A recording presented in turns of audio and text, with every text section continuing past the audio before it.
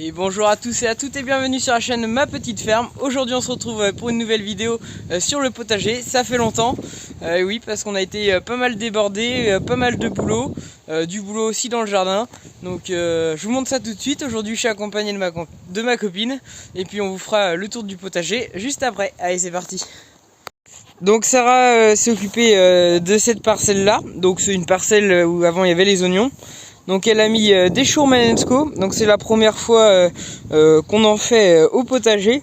Donc c'était un test, on les a plantés à tous les 45 cm d'écart, donc on va voir ce que ça donne. Maintenant elle s'occupe des choux kale, donc c'est un peu plus rapproché, donc on les espace de tous les 35. Et on va voir ce que ça donne aussi par la suite. Et puis sur la plate-bande là qui reste, ensuite on va mettre des poireaux qui sont pas jolis, qu'elle a à la poubelle.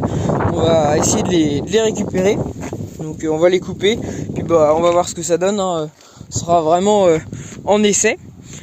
Sinon ici, je sais pas si vous vous souvenez, il y avait les courgettes, donc on a tout retiré, elles étaient en fin de production. On avait 35 pieds et puis on a eu pas loin de 300 kg de courgettes, donc plutôt un bon rendement. Donc je suis satisfait pour l'instant. Et du coup, là, on a retravaillé la terre, donc tout ça à la main parce que j'ai un problème avec la fraise. Donc du coup, pas le choix, on travaille la terre à la main. On plante les choux, donc là il y a je sais plus combien de choux cabus. Et puis là on est dans les choux-fleurs. Et puis voilà. Donc je termine de planter les choux avec Sarah. Et puis ensuite on vous fait le tour du potager assez rapidement pour voir un peu les cultures au mois d'août. Allez, c'est parti. J'avais prévu de racheter des poireaux parce que comme je vous montrais, ils sont pas jolis. Mais bon. Mais si, on va en racheter. Après voilà, on fait confiance à Mamie, elle a plus d'expérience que nous pour l'instant au potager. Mamie elle a dit on les coupe, on les plante, puis ça fera du poireau à manger pareil. Bon allez, on verra ça tout à l'heure dans la suite de la vidéo. Bon on a fini de planter les choux et les poireaux, et on va vous montrer ça tout de suite. Vous allez nous dire ce que vous en pensez dans les commentaires. Donc là voilà, les choux que Sarah a plantés, donc c'est impeccable. On n'a plus qu'à attendre que ça pousse. Donc on a planté les poireaux, donc on les a plantés assez profond, enfin c'est Sarah qui les a plantés pour qu'ils prennent en racine assez bien. Et puis Mamie les a coupés assez courts pour qu'ils redémarrent au plus vite. Parce que comme je vous ai montré, c'est pas les plus jolis. Donc on va voir ce que ça donne. Là c'est une variété, je sais plus le nom, mais c'est des semis que j'avais fait. Puis les autres c'est des poireaux que j'ai récupérés comme ça. Donc on va voir ce que ça va donner. Et puis sinon les choux-fleurs là sont finis de planter, les choux-pommes aussi, donc il y en a pas mal. Je vais mettre un peu d'antilimace maintenant pour éviter qu'ils se fassent dévorer. Donc c'est un antilimace utilisable en agriculture biologique. Ce qui serait bien là, c'est que je désherbe les melons. On a déjà commencé à manger un qui était mûr, ils sont pas gros mais bon on manque de soleil. Et puis voilà, hein, je suis en plein air, ils étaient pas sous tunnel, qu'au début, donc c'est pas terrible. Et puis pour les tomates, je vais vous faire le tour du jardin tout de suite pour vous montrer un peu ce que ça donne au mois d'août. Donc au niveau des tomates, voilà, j'ai eu pas mal de maladies. Là on est dans les cœurs de bœuf. On a déjà ramassé une dizaine de kilos au total de tomates en 3 semaines. Je sais pas si on va ramasser encore beaucoup. Là on est dans les cornus. Et puis ensuite la Montfavet. Donc j'ai eu pas mal de maladies, puis comme on peut voir ici c'est tout noir, donc la sève empêche ensuite de nourrir les tomates. Donc c'est pas terrible, hein, c'est pas une année à tomates. Ceux qui ont le plus de tomates c'est ceux qui étaient en serre. Mais bon, on n'a pas le choix, nous on fait comme ça, donc on s'adapte, on fait avec. Puis voilà, on a quand même ramassé une dizaine de kilos de tomates, on en a vendu, on en a pour nous. Donc même si c'est pas une année à tomates, au moins on en a un peu, donc on se contente de ce qu'on a. J'ai fait un semis d'haricots jaunes ici, donc des beurs que j'ai décidé de mettre sous tunnel parce que le temps est vraiment pas propice à ça.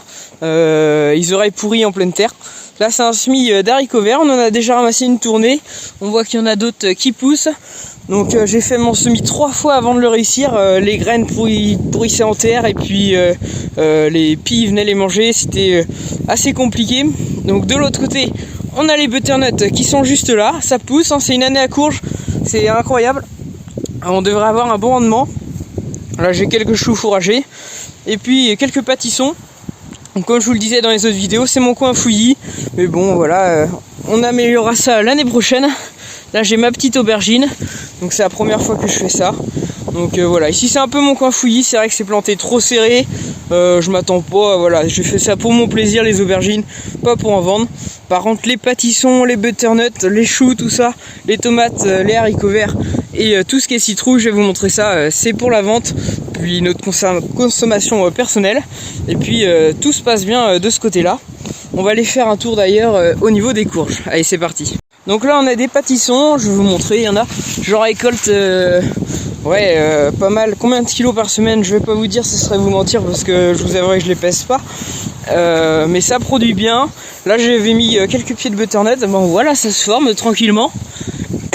Excusez-moi. Et puis sinon on a des potimarrons, là juste ici, avec des potirons. Donc non ça pousse vraiment très bien.